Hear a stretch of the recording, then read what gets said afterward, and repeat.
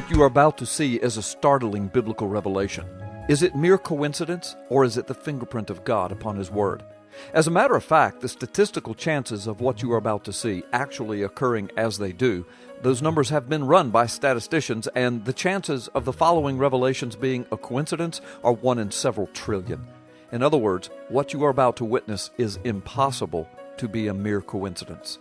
We begin with a quick understanding of the Hebrew calendar. The ancient calendar of Israel before the Exodus event was arranged as follows: the month of Tishri being the first and the month of Nisan being the seventh. But after the Exodus event, God told Moses that Nisan was to be the first month of the calendar from then on, to mark and to commemorate the importance of His deliverance of the Israelites from Egypt. In Exodus 12, we are introduced to some other commands. The Passover lamb was to be selected on the 10th day of the month of Nisan. It was to be a perfect male lamb without blemish, and it would be slaughtered on the 14th day of the month of Nisan, or the first month. And everyone who was under the blood of that sacrificial lamb would be saved or passed over when God's judgment came upon Egypt.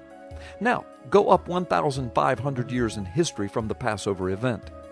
Jesus rides into Jerusalem on Palm Sunday. That was Nisan the 10th. The people chose Him as their lamb, crying, "Hosanna to God in the highest." They shouted, "Blessed is He who comes in the name of the Lord." So on Nisan the 10th, the people actually chose their lamb. By the 14th of Nisan, that same crowd was crying, "Crucify Him." They slaughtered their lamb on the 14th of Nisan, delivering Him to Calvary's cross, acting out an eternal and spiritual play, fulfilling prophecy totally unawares. But the date I want to focus on now is what happened 3 days later. Jesus rose from the grave. 3 days later, on Nisan the 17th, by His resurrection, Jesus declared that our salvation was now secure in Him. But here is what else happened on Nisan the 17th as declared in the Bible.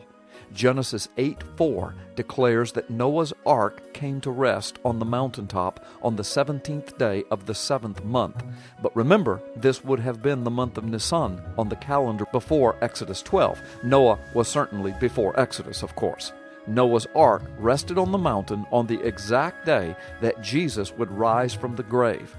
And just as Noah was assured of his salvation and God keeping His covenant with Noah that day, we are assured of our salvation and assured that God kept His promise to us by raising Jesus from the dead on that very same day.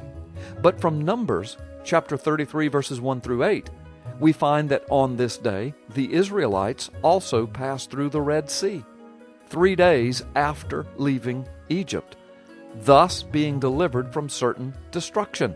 On Nisan the 17th, the Israelites passed through the Red Sea and were saved. 1,500 years into the future, Jesus would pass through death and the grave, showing us that we can be saved in Jesus alone. In Joshua chapter 5, verses 5 through 10, we discover that on this very day, Nisan the 17th, Joshua comes face to face with the pre-incarnate Christ. He identifies himself as the commander of the army of the Lord of hosts, who tells Joshua, in the words of God, "Joshua, take off your sandals, you are standing on holy ground." By the way, Joshua, whose name in Hebrew is Yeshua, is told by the pre-incarnate Yeshua that the people of God would be victorious. This was told to Joshua on Nisan the 17th. And in 2 Chronicles chapter 29, we are also told that it was on this day, Nisan the 17th, that the temple of God, which had been neglected and desecrated by wicked priests and kings, was rededicated and cleansed and restored by King Hezekiah, thus assuring that God's presence was now restored to His people on Nisan the 17th. And then finally, we are told in the book of Esther, chapters 3 through 5, that it was on this very day, Nisan the 17th, when the plot to kill the Jews in Persia was turned on Haman. The people of God were delivered, and Haman, their accuser, was destroyed. Does that story sound familiar? It was at the empty tomb that the people of God were delivered and became victorious, while our accuser, Satan, lost the battle of the ages. He was hung on his own gallows, so to speak, just like Haman. Nisan the 17th, the ark rests on the mountaintop. The children of Israel passed through the Red Sea.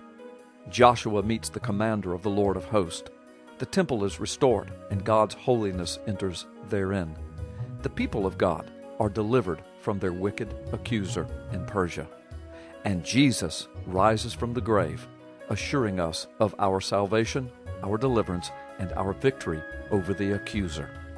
Is all of this just mere coincidence, or the fingerprint of God? Does any other religious book in the world have anything like this as the mark of God upon it? The answer is no. There is no other book with anything like this in it. Get your copy of my new book, The Magic Man in the Sky, Effectively Defending the Christian Faith. Considering the days in which we now live, you need this book. Available at Amazon.com and WND Superstore. Get your copy today.